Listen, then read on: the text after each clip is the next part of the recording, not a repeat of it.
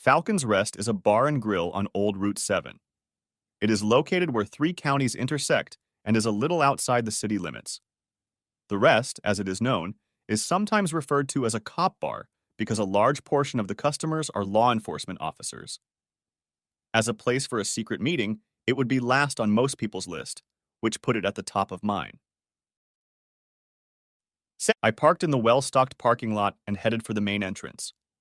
As police bars go, the Rest was better equipped than most, with a large open bar area stacked with tables for seating. On the last Friday of the month, the place was busy but not too crowded. It was the perfect situation for my meeting with Sergeant Devin Cross. There were enough witnesses here that the meeting didn't seem like a secret. When I entered, I was met with hostile stares from most of the visitors. I expected nothing less, for the lawyer was suspected of murdering his unfaithful wife and her lover, a police detective. Of course, there was no conviction or charge. It's hard to do that without evidence. No bodies were found, and the lover's car was missing, along with the lovebirds. Nevertheless, I was guilty. The couple disappeared without a trace. I had a motive, and I was a lowly lawyer. Who needs proof outside the courtroom? Devin, who arrived, didn't look too pleased with my choice of venue. He was a tall, well-built black man. He could only be described as an honorable man. He was here to repay a debt and thereby cleanse his soul of the guilt he carried for owing a man of my character. Now, dear reader, I will be frank and declare that I am what is called venal or crooked, a lawyer without the slightest claim to moral character. I am an unindicted co-conspirator in half a dozen organized crime cases. Poor Devin was having a really tough time the day he walked into my office with a thick stack of foreclosure papers. Devin Cross, then a Metropolitan Police officer, had been victimized by predatory mortgage loan fraud lenders, and in those early days of 2008, he and his wife and 4 children were about to become another sad homeless man. He had gone around to all the honest and quasi-honest lawyers without getting any substantial help. He approached me out of pure desperation. To tell you the truth, I don't know why I helped him. To me, there was nothing special about it. He was an honest policeman and a good man, loyal to his friends, but not someone I could use. He couldn't pay. Being an honest man, he told me that right away. Online scammers had taken his last dollars. The foreclosure was scheduled for the next day. He just sat in my office, a large, physically strong man with tears in his eyes, and told me about his daughter, his little princess. She had cancer, and he didn't know how to tell her and her brothers that they were about to lose their home. I filed for bankruptcy to stop the sale. I then had some of my most dishonest clients visit a mortgage broker and get an admission that the documents used in the foreclosure were forged. In other words, a mortgage fraudster represented by 2 of the more violent criminals had, for once, told the truth. It only took a bigger bribe to the court than Deutsche Bank was willing to pay to get justice for once. Why did I do all this? I still can't say, but it was hard for Devin Cross to live with the realization that his family home had been saved by a crook like me. "You picked a strange place to meet," he said.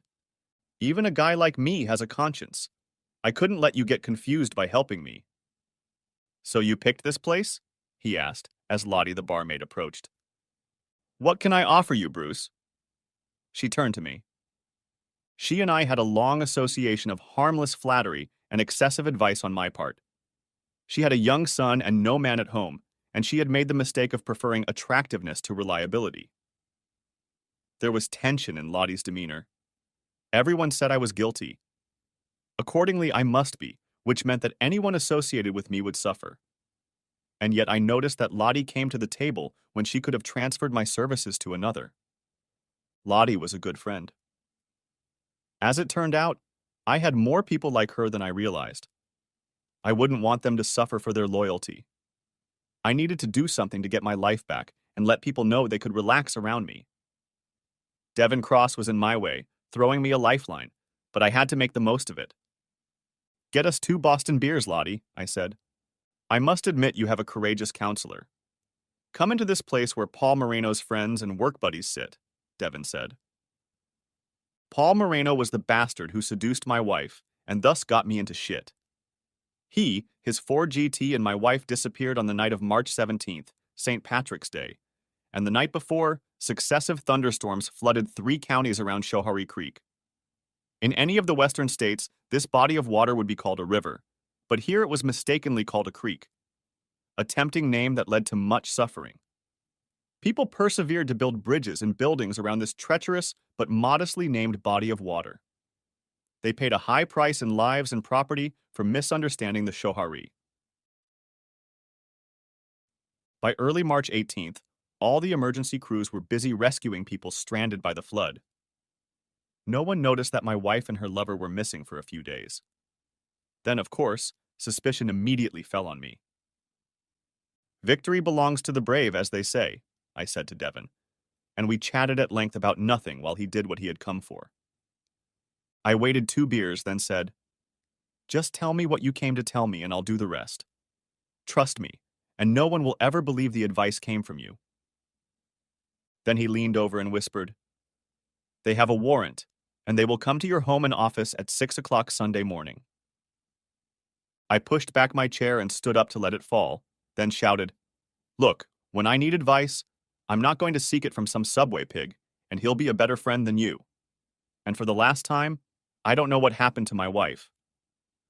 I ran out, leaving a rather confused Devon behind me, but he was a smart guy and realized that everyone would believe the worst. They would see him as an ambitious cop looking to advance our relationship. A confession on my part would be a feather in any cop's cap. Trying to wrest a confession from me wouldn't hurt him, but being seen with me in a secret meeting would ruin him. As it was so public that no one would believe he'd tipped me off. Walking out of Falcon's Rest, I sighed. I had only myself to blame for things getting to such a deplorable state. I had let my heart take over my head. Now I would have to work hard to get out from behind the 8-ball we call justice in this country. And yet my late wife's words about milk haunted me. They were a swarm of killer bees stinging my heart until all the blood drained out. 1st of October from the diary of Elaine Gray, Mrs. Bruce Gray. I saw him again today. He is very tall and handsome, with wavy black hair. Jenny says she knows him. In fact, she slept with him. He's a police officer, which means he's following me for something to do with Bruce. It's hard to believe that someone as ordinary as Bruce could make others so suspicious, but it probably has to do with the fact that he is an attorney for such high-profile criminals. After all, the people he deals with are far more interesting than poor Bruce. Don't get me wrong, I love him dearly. He's such a teddy bear. The kind of person you feel safe with. Why people think he's dangerous, I'll never know. Jenny says the cop chasing me is a real stud, very rich. His name is Paul Marino. Jenny has been dating him for the last 6 months. Her husband Bob is a clone of my Bruce, except he has a boring real estate practice, not some black hat criminal defense attorney. You can't blame Jenny for succumbing to a cop's enticements. After all, the temptation is so great. After 7 years of marriage and 2 kids, she's looking for a little thrill, or so she says. I, on the other hand, after 15 years of marriage with a 14-year-old daughter, am ready for a rocking chair on the back porch. Women like me just don't attract the attention of young studs. It makes me feel so old. October 15th. Bruce is away again. I swear that man is traveling out of town more and more often.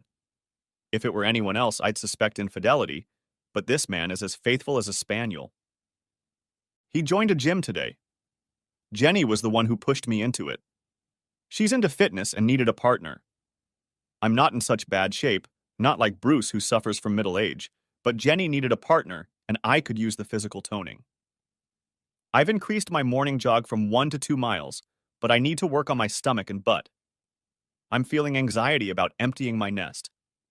Maybe getting in shape will help. Why did I let my 14-year-old talk me into this boarding school? I swear, Rachel's just like my mother, all feminine ambition, no concern for others. My mom still makes fun of my choice of profession, but I believe that helping others is the highest calling anyone can aspire to. Being a social worker is often frustrating, But on those rare days when you realize you've helped another person change their life, there is no greater reward. On the other hand, Rachel may be trying to get rid of the stigma of Bruce's profession. People say such cruel things. A teenage girl can be very sensitive. It may be better overall if Rachel goes away, but a mother can't help but miss her child. I saw him again today. God, he's so handsome. He was at my gym. What a stud he is. He was wearing such a tight suit. You could see the sculpted outline of his abdominal muscles, but I tried not to look at the bulge in his shorts. It couldn't be just him. Why he keeps following me, I'll never know, but Paul Moreno is definitely getting attention. October 17th. Saw Paul Moreno at the gym again today. He caught my eye, but all he did was hold eye contact until I was forced to avert my eyes. Jenny says he must be interested in me, but I can't figure out why, unless it has something to do with Bruce. I thought about Paul all the time. It was just a harmless fantasy. Nothing wrong with fantasizing, right? November 2nd. I voted today, not that it matters. As I was leaving the polling place, I saw Paul again. He wasn't trying to hide. He hadn't followed me for a while, but in the last few days he had returned. He actually said hello to me. I stopped and spoke to him. "Are you following me again?" I asked. "Well, that's my job and my excuse." "Justification?" "What would you say if I was just following you?" "Why would you do that?" "Have you looked in a mirror lately?" "Stop. I'm the mother of a teenager." Ever heard the term MILF? No, what is it? It's a term for a hot mom like you who turns on all the young guys. Stop it, I'm an old lady. Yes, unfortunately you are an old lady, but not old, just mature. That's when I saw an acquaintance and interrupted the conversation. I couldn't believe he was flirting with me like that. Sure, I've lost 5 pounds since I joined the gym, but still such a young guy was interested in me. It certainly helps to hang in there.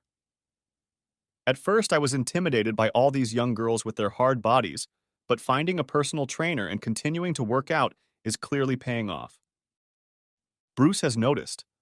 24 roses just arrived. When I called and asked why, he said he just wanted to send them to his beautiful wife. What can you say about a man like that? I love him very much. I may flirt with a handsome young man, but I will not betray my loving husband. Next chapter. "Jake," I said as soon as he picked up the phone. "Jesus, do you know what time it is, counselor?" "I've been calling you since about 9. "I've been at work," Jake Trumbull replied. "Well, I've got a new job for you." "Can it wait?" "No, it's urgent." "And what is it?" "I need a complete black binder at my residence and office by Sunday dawn." "This Sunday?" "Yes, this Sunday." "It takes 72 hours and you're giving me 24 at best." "I'm sorry, I just got a message that I need it." "Well, it's going to cost you a lot." "How much?" 35, Jake said. "After all the business I sent you?" "That's my special price. For anyone else, it would be 50. Jake made no mention of the fact that it was unlikely I'd live to send him any more cases. Moreover, at this point, whether I was a business partner or not, I was in no position to bargain. He could charge me any price he wanted, and I would have to pay it. "Fine, but do it," I said. Next chapter, November 9th. I've seen Paul 3 times in the last week. Now he's always smiling and waving. Jenny is having a full-on affair with him. She says he's the best she's ever had in bed. He's 29, 8 years younger than me. Jenny says that with him she feels like it's the first time she's ever been with him. Today, as I was sitting at Starbucks sipping my mocha latte, Paul came over and sat at my table. For a long time he just sat there looking at me, and I studiously ignored him, but finally he broke the silence. "I've been reassigned," he said. "What?" "I'm no longer officially following you." "And what does that mean?" "Well, among other things, it means that my superiors have decided that whatever crimes your husband may have committed, you are not involved in anything illegal," he said. Then he reached across the table to cover my hand with his and said, But it also means that I can now tell you how much I like you. I'd like us to get to know each other better. You know I'm married. What does it mean to get to know me better? He reached out with his other hand and took mine between his. It means you're a beautiful woman married to a man who can't satisfy you. You deserve to experience love the way it should be between a man and a woman. What about Jenny? I heard you and her had something going on. What Jenny and I had was purely recreational. She's not satisfied in her marriage, but I'm looking for something more. Besides, you can't believe any man would choose Jenny over you, he said with a smile. Like I said, I'm married. I've never cheated on my husband. Can he say the same? You've seen my husband. What do you think? I think we both know you deserve better. With those words, I stood up, leaving most of my latte unfinished. I needed to get out of there. This man was having such an effect on me that I was getting uncomfortable. The 1st of December. I hadn't seen Paul since he'd bumped into me at the coffee shop, and I was beginning to dread, and at the same time take comfort in the fact that I might not see him again. I regretted it. His attention was amazing to my ego, and I had to admit that I desired him on a purely physical level. Moreover, I had never been with any man other than my husband. I confess I was curious to know what another man would be like, especially such a rich and skillful lover. After work, I was walking to my car in the DSS parking lot. I was a little late, delayed by paperwork. The parking lot was well lit but empty. As I walked to my car, I got the distinct feeling that someone was watching me. I bent down to open the door, and suddenly he was right next to me. I jumped back frightened. Paul, you almost scared me to death. Are you stalking me now? I'm sorry, he said, fumbling his hand around my waist under my open coat. I just needed to see you. I keep thinking about you. I probably should have been scared, but the truth was that he occupied my thoughts almost constantly. I wanted to see him again. Please, I begged, leave me alone. I can't do this to my husband. In response, he only leaned over and kissed me. Some kind of force passed between us. I need you, he said, more than any woman I have ever known. If it were only on my part, I'd leave you alone, but I can feel your body calling to me. I couldn't resist kissing him back, but then pushed him away, jumping into the car. I can't. I wish I could, but I can't. Next chapter. They didn't bother to knock. 4 officers in assault uniforms picked the door lock and broke into my house at dawn Sunday morning. I guess they figured they'd catch me sleeping. I was up and in the kitchen, preparing what the tourist brochures call a full English breakfast. True, I substituted lox instead of kippers, but I found a specialty store that sold kidney pie. I was just frying scrambled eggs in a large frying pan when the first stormtrooper entered the kitchen. I hope you like scrambled eggs, I said, as he grabbed me and pushed me out of the house. They held me in a police van while they tore my house apart. They were doing the obvious, ripping up carpet and digging up flower beds. I was glad I had mostly chosen wood floors. They chipped away a few boards, but mostly left the upper floors intact. The basement they trashed.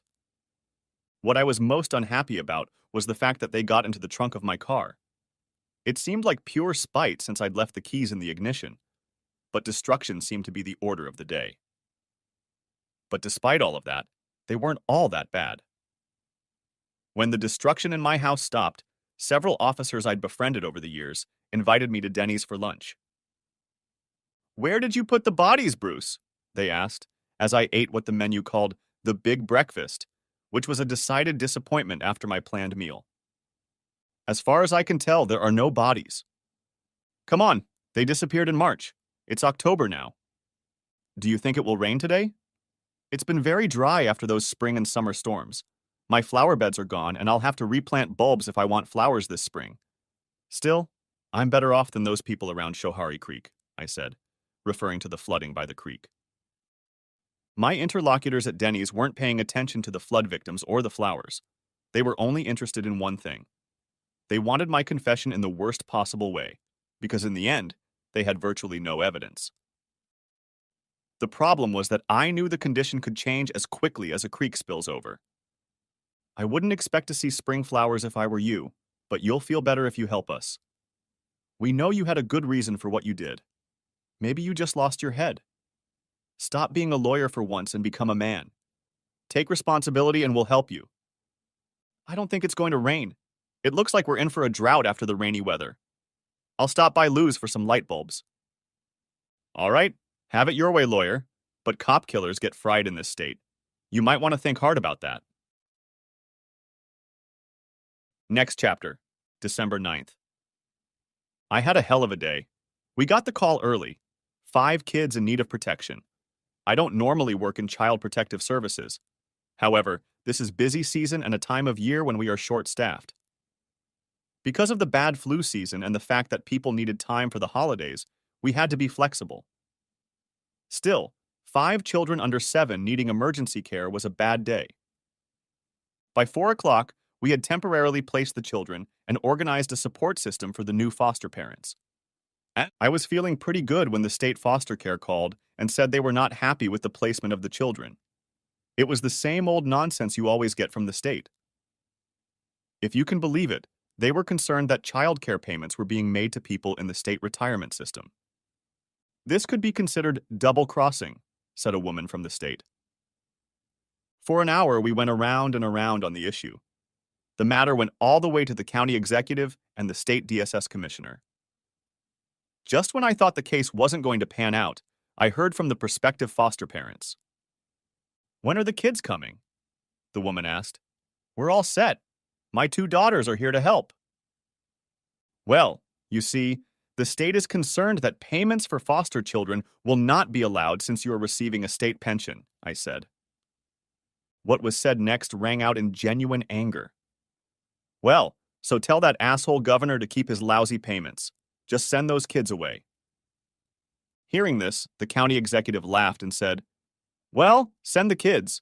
We can always sue the state for that money later. It took me another 3 hours to get the children to their new foster family and get them settled in. By the time I was able to head home, it was almost 8, and it was about 9 before I arrived. The first thing I did was take a hot shower. I contemplated calling Bruce. Sometimes when I called him, we could talk for hours, but other times he was clearly limited on time. I get the impression that his clients can be quite demanding. I usually try to wait for his call, but today I just needed to tell someone about my day. I threw on my terry cloth robe and was about to call Bruce when the doorbell rang. I pulled the robe on and went to the door. I opened it on the chain. Paul was standing on the threshold, looking very well and a little guilty. May I come in? He asked. I don't think that's a good idea, I replied. I know your husband is out of town again. You're all alone. All I ask is that you come in and socialize. Maybe have a cup of coffee and talk. I can't, I said. You can trust me, he said. It's not you I don't trust. It's me. Please, just a few minutes. I don't know why I let him in, but I did.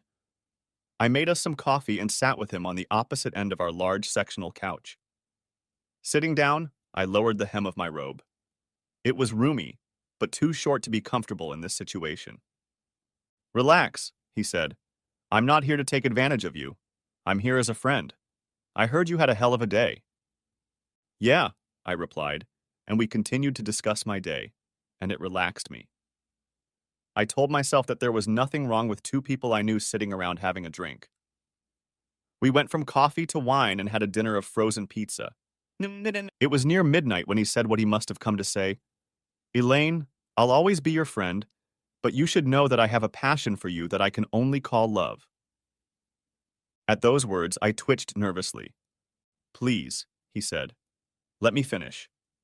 Your husband is in New York right now, meeting with organized crime and their personal anti-surveillance expert. They're planning how to defeat the government's wiretapping program. These are evil people, and he's helping them escape justice. Stop it. I'm not listening to this. It's not fair. Bruce isn't here to defend himself. You're very loyal, but is it fair to you to be associated with a man like that? When I followed you and fell in love with you, I learned what a wonderful and caring woman you are. Your life is about helping others. You are a saint who married the devil, but I want you to know that I will always be there for you no matter what. Over the course of the evening, we moved closer and closer to each other on the couch as we talked. I knew it was wrong, but I realized I couldn't hold back. We both knew where this was going, but it was a freight train that didn't want to stop, and then I heard the phone ring. It must have been ringing for some time. Suddenly, that fact was as obvious as who was calling. Bruce, I said, breaking free of Paul's grip. It was Bruce. Just checking, he said. Sorry, I must have woken you up. Time slipped away from me. I braced myself to answer him and try to have a normal conversation. Bruce was in a talkative mood, and he went on and on. As Bruce talked, I could watch Paul on the couch, who was getting more and more impatient. Finally, Paul smiled sadly at me and quietly walked away. Bruce's call had saved me from an irreparable breach in my marriage. But did I want to be saved? Next chapter. The DA's conference room had the dreary look of the last century, as if it hadn't changed a bit in the last 20 years. Tanya Marshall was the daughter of a former state senator, a man who had escaped prosecution and retired to get his daughter a job in the DA's office. As DA, she was no better or worse than the rest of the pathetic people who oppress the poor and defenseless and complain that the rich can hire lawyers. "Where's your gun, Mr. Gray?" she asked. "We didn't find it when we searched your house." "A gun?" I asked.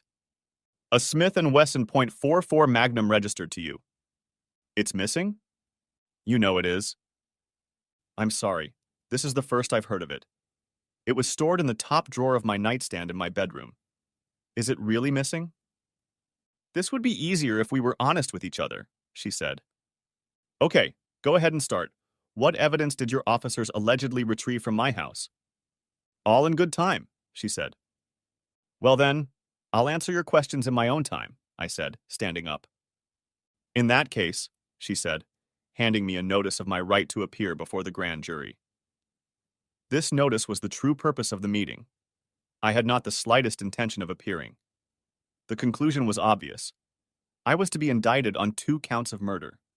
Frankly, the DA had no choice. They broke into my wife's desk and seized her diary. They knew the whole sad story of her infidelity. Of course, in the minds of women like Tanya, it read like a love story with a tragic ending. My view was somewhat different. It was a pity about the desk. It was a narrow little desk, a late colonial antique. It had sat in the dealer's display case for almost a year. We were newly married, and our daughter Rachel was just learning to walk. Elaine was in school part-time to get her master's degree in social work. I was a poor, newly minted lawyer, but I loved my wife and knew how much she wanted that desk.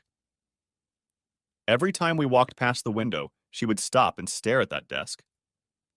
I saved every penny I could find, but when I went to buy it for our anniversary, it was no longer in the window.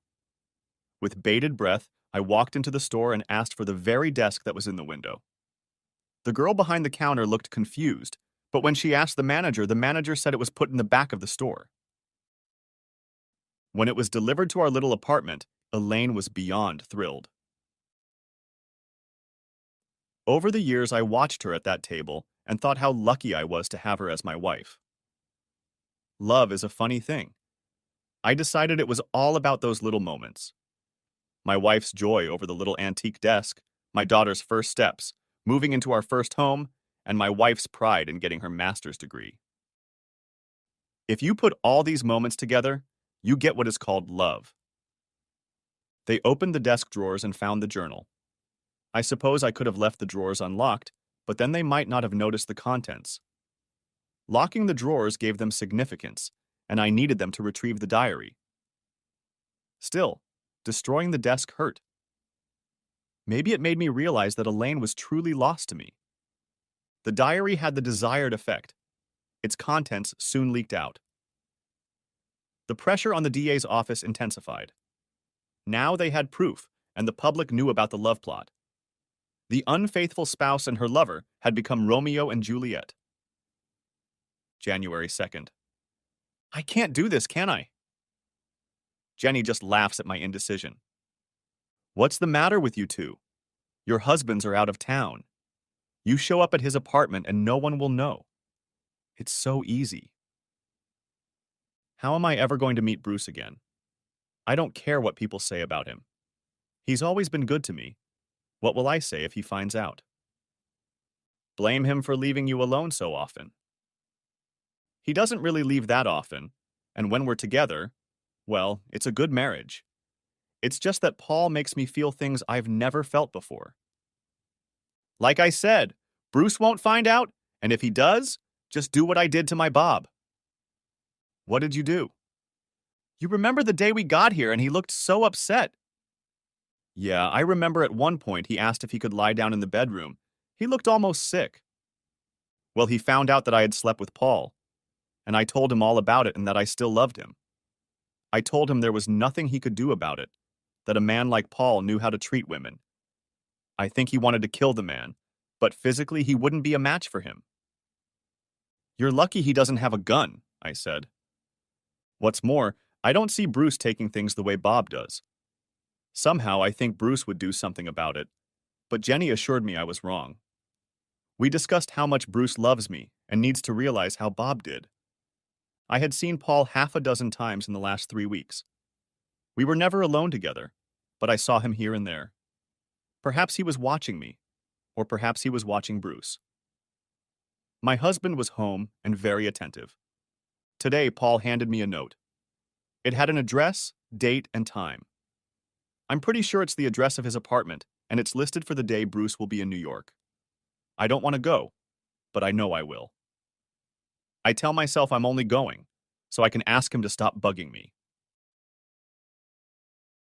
January 15th. God, what have I done?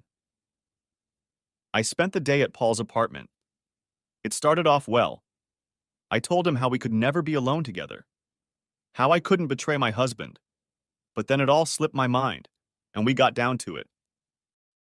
I left crying that it would never happen again, but neither of us believed it was over.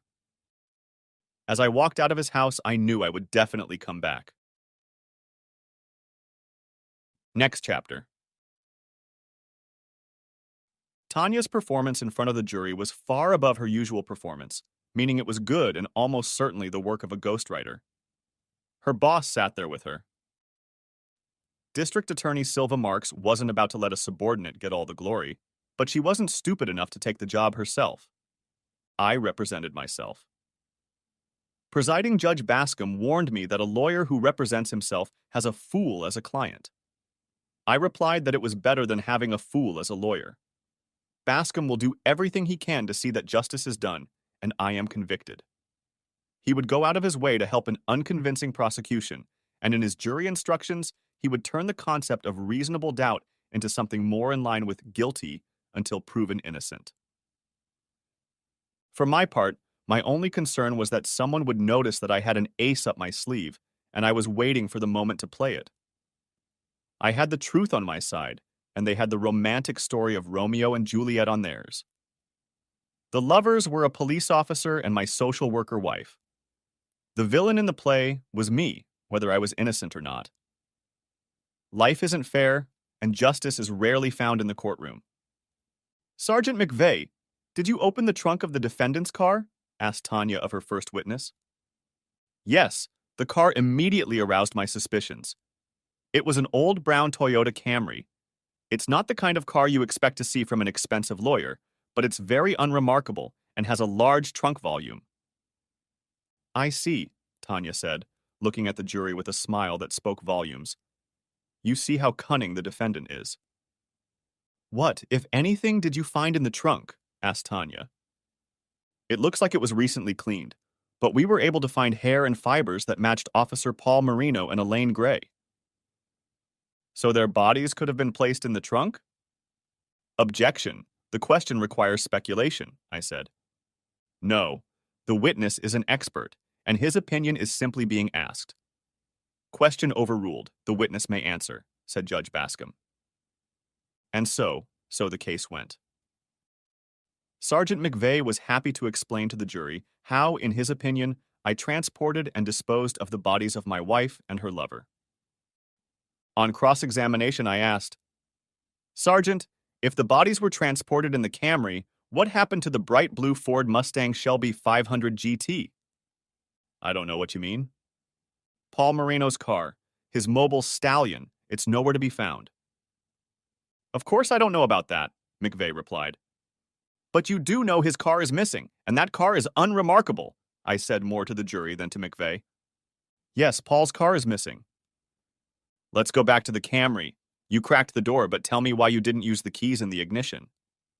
Perhaps we didn't notice them. Indeed, but didn't you use them to open the trunk? McVeigh looked stunned for a second, but before he could answer anything, Tanya was already on her feet, objecting.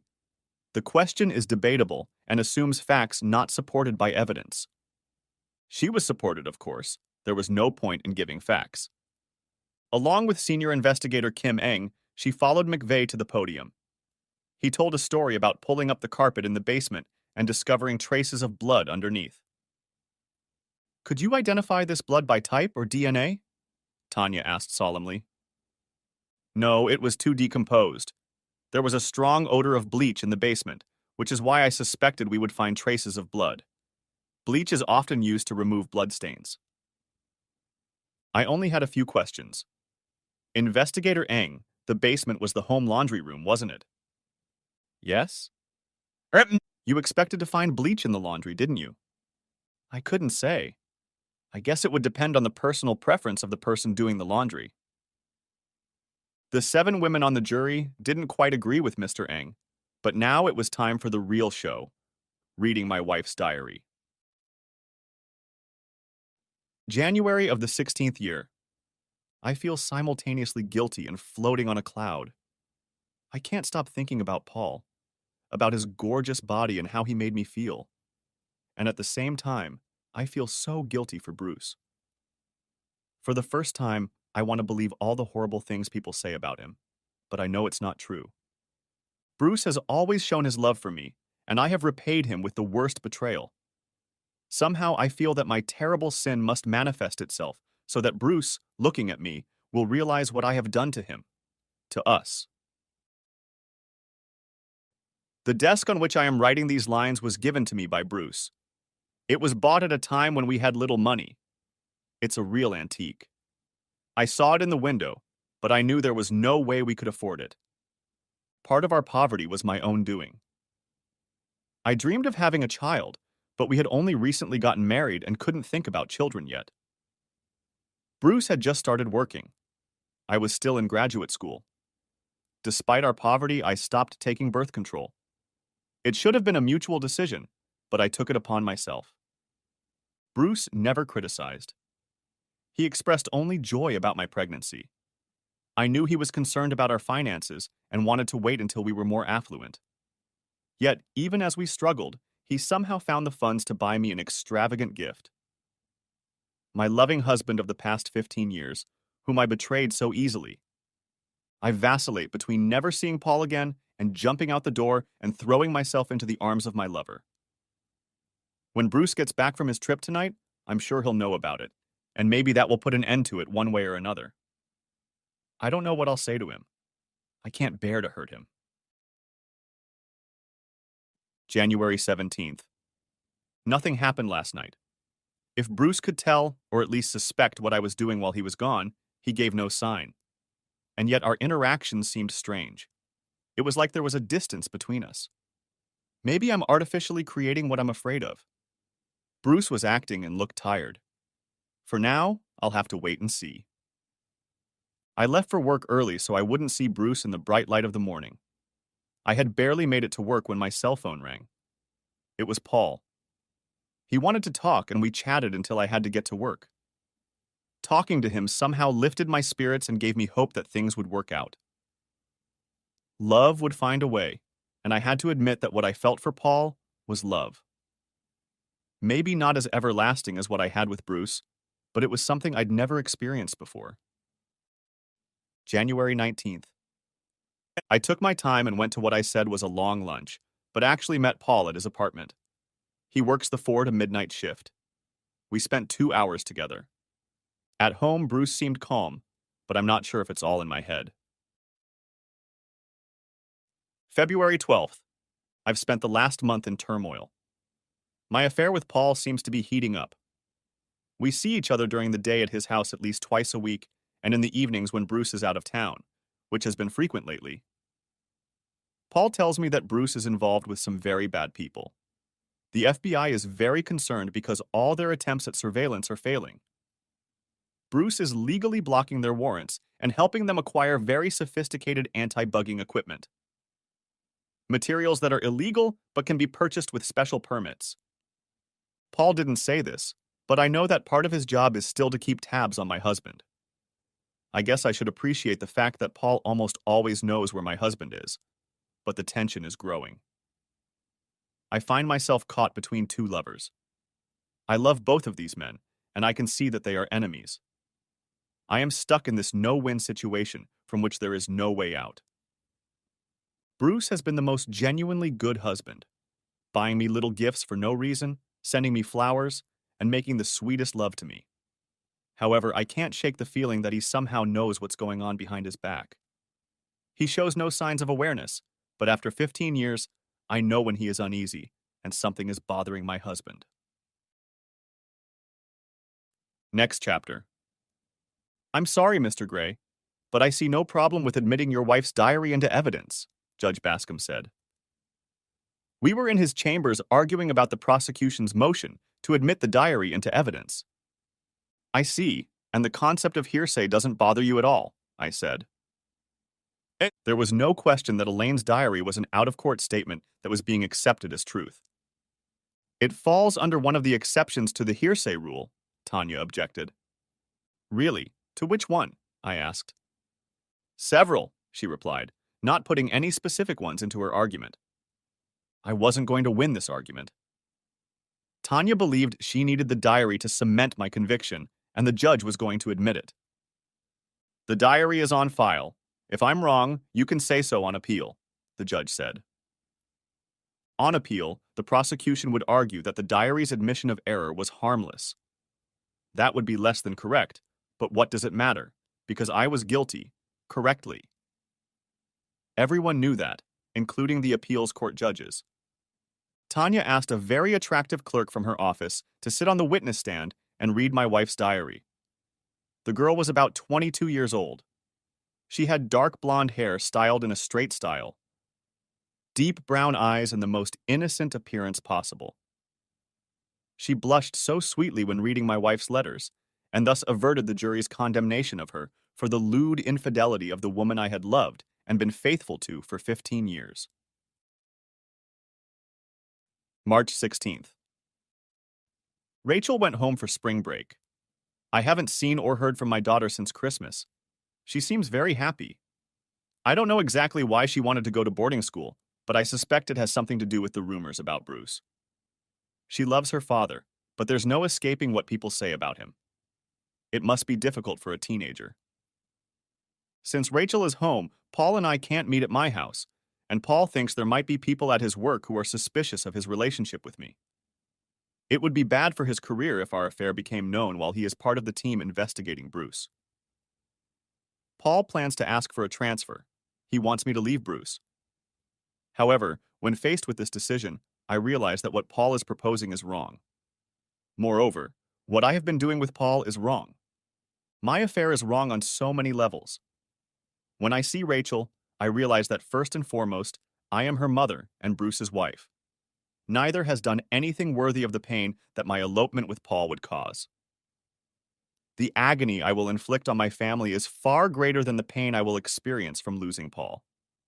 I think I'm coming to my senses. This passion that has taken hold of me has clouded my senses. I need to come to my senses and do what I have to do to end Paul. I've made up my mind. When I see Paul tomorrow, I will put an end to this. I know he'll be in pain, but he'll get through it. I know for a fact that he won't lack for companionship. Jenny is just waiting for that moment. She is a young and beautiful woman with a husband who has no choice but to tolerate her infatuation with Paul.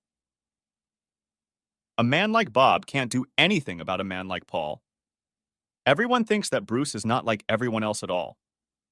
Would Bruce hurt Paul if he found out? I don't believe Bruce would ever hurt me. But maybe I'm wrong? The horrible things people say about Bruce, they can't possibly be true. I've known him all these years, loved him all these years, and yet I have my doubts. Paul is adamant that my husband could be dangerous and fears for my safety. I just can't bring myself to believe that Bruce could hurt anyone. When I look at Bruce, I see the dear, sweet man I married, the loving father of our daughter, the man who in all the years of our marriage has always put Rachel and I first. When I see Paul tomorrow, I have to break up with him. It will hurt, but I have to do the right thing. I called Jenny and told her that she might want to call Paul after tomorrow and comfort him. Next chapter. The pretty and young paralegal Tanya finished the last entry in my wife's diary. The prosecution had hoped to portray me as an abusive, angry husband trying to come between lovers, but I don't think Elaine's diary had changed that much. After all, my wife chose her home over a haunted Lothario. Paul Moreno was a homewrecker. He knew Elaine was happily married, but he pursued her anyway. Perhaps he fully believed all the nasty stories law enforcement officials were spreading about me. Maybe he was trying to save the woman he fell in love with.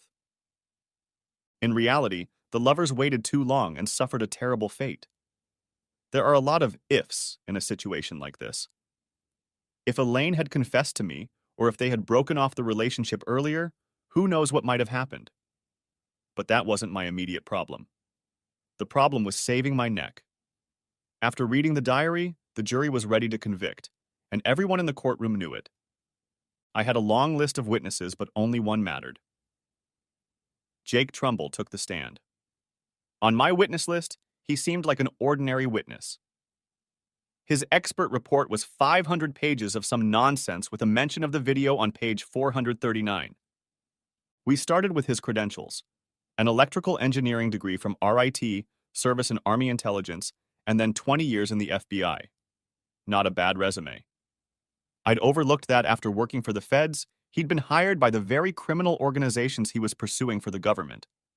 He'd proved invaluable to me and others in fighting government surveillance. Mr. Trumbull, have you done any work for me in the past?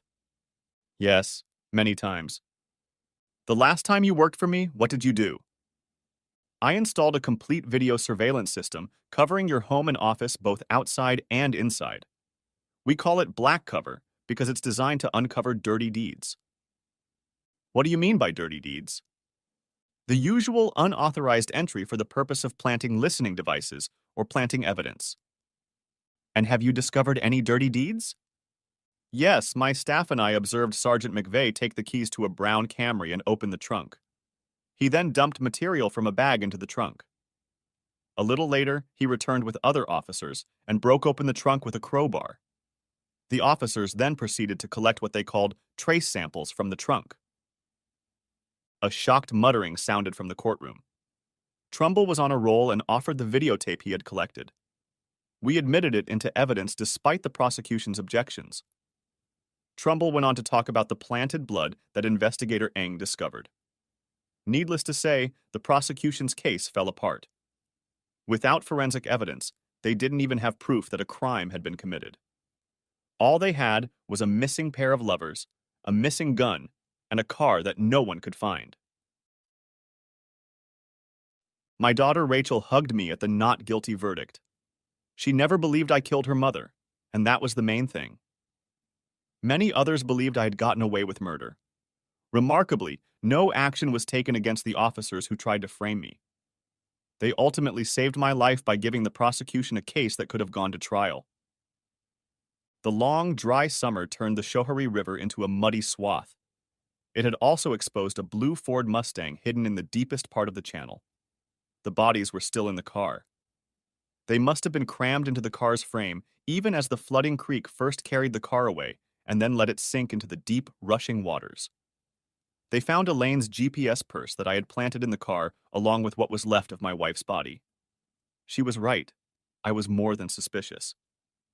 I was collecting evidence of her infidelity. I loved her, and she hurt me deeply.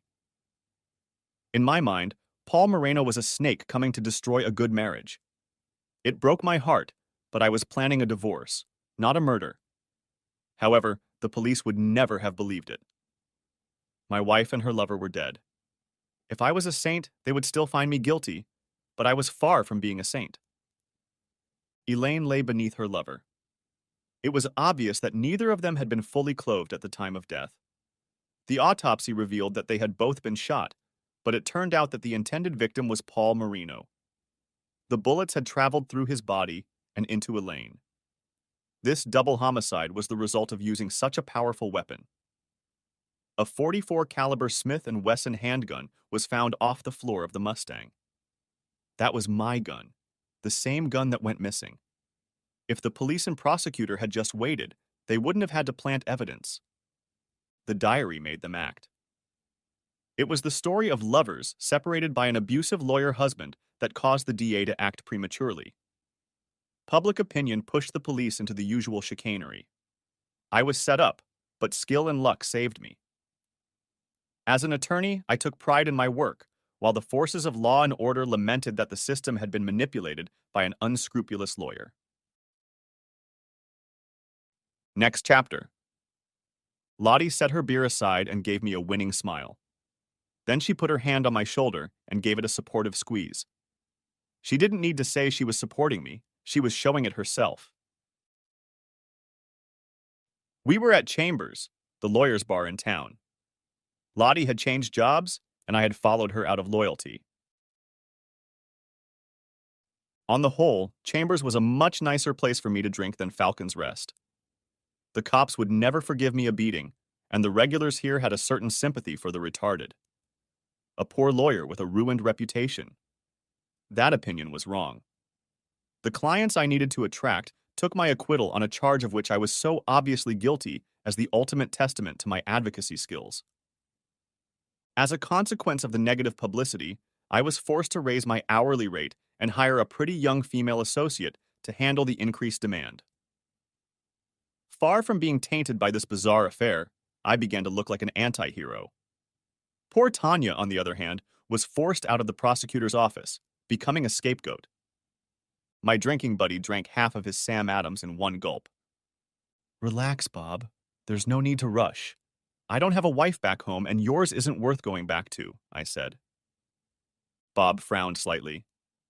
I think he'd finally realized that some women, regardless of their physical attractiveness, weren't worth hitting on, and certainly his Jenny fell into that category. I'm sorry that, he began, but clearly couldn't bring himself to continue. Please, I said. I didn't ask you for an apology. Of course, you must realize that under the circumstances they will not be forthcoming. But I never meant to offend Elaine, he pleaded. Of course you didn't. It was pure accident. A man like you is not familiar with guns. You couldn't have known that bullets would go through Officer Moreno's body and hit the woman he was copulating with, I objected. That was all poor Bob needed. Exactly. He had the seats set up so that they went all the way down like a bed. You couldn't even see who was under it, and I was so upset. I was freaking out after Jenny told me she was seeing him again. Exactly. You were in some kind of a stupor, only vaguely aware of what you were doing. But tell me, did you wipe my gun for fingerprints before you planted it? I asked. Probably, yes. I wasn't thinking straight. I stole it another time, and it was my intention to warn him. It was your gun because I knew you kept it in your bedroom for protection. Elaine gladly let me lie down when I told her I wasn't feeling well. Finding your gun was easy. You didn't hide it. I think a man like you needs that kind of protection. Actually, it was a gift from a client. I put it in the bedroom for Elaine's protection on the nights I wasn't home. He nodded solemnly, and I wondered if he'd caught the irony of the situation. She told me she was going to go out with him again, just like that. Paul's going to need some friendly reassurance, she said. I couldn't just do nothing. I drove to his house to warn him that I wouldn't stand for this. His car wasn't there. I called home, but there was no answer. I'm afraid I drew the wrong conclusion. A reasonable mistake under the circumstances, I interjected. I knew where he was taking his whores in that disgusting car. It had already begun to rain, and it was very dark when I pulled up to the county road leading to the creek. I stopped on the road and walked down to the creek. On a good night, The moon floods the place with light, but the weather was deteriorating. They were on the passenger side, and the driver's side window was partially down. I heard them laughing, and then she moaned in a way that struck me to the core. I didn't realize what I was doing. I fired without thinking, and then the gun seemed to fall out of my hand. Or maybe I dropped it. I didn't find out Elaine was in the car until much later. I'm so sorry. Will you tell the police? He asked with a concerned look. I shrugged. It's not for me to judge you. I'm a lot of things, but I'm not a hypocrite. But I killed your wife, he said. Yes, but only by bad luck. I don't know how the car ended up in the creek. I expected the car to be found right away, but when it wasn't, people started blaming you. Naturally, but with no bodies or weapons, they couldn't prove my guilt. But the GPS I put in my wife's purse told me where it was. I figured the rising water caused the car to first hit a flooded creek and then sink when it filled with water. It was only a matter of time before they found the car, the bodies, or both. Since my gun was missing, I guessed how the lovers died and who would be to blame. I'm sorry about that, and the fact that many still hold you responsible. You must turn me in, said Bob in a low, sad whisper. What can I say? We're not responsible for what people think, and I certainly can't disprove an attractive lie with an unpleasant truth. No, you are perfectly safe from me, I said. Then why did you invite me here? To give you this, I said, pulling a document from my jacket pocket. What is it? He asked. My account, of course. I've arranged one hell of a murder defense. But you made your own defense, he said. And whose fault was that? I spent time and money, and the responsible party should pay. I might add that I did a damn good job. You ought to be satisfied. It's not a bad sum, he said. It was a great defense, I countered. Do you accept American Express? Sure. I think Bob was relieved that I would keep his secret, but as I said, I'm in no position to judge. We live in a society where the presumption of innocence has been replaced by the presumption of guilt. In such an unjust world, a man must live by his wits. Lottie brought me another Boston Lager when Bob left. Are you all right? She asked with genuine concern in her voice. Yes, things are working out for the best after all. The end. Thanks for watching. I hope you enjoyed it. So subscribe to my channel and watch the next video.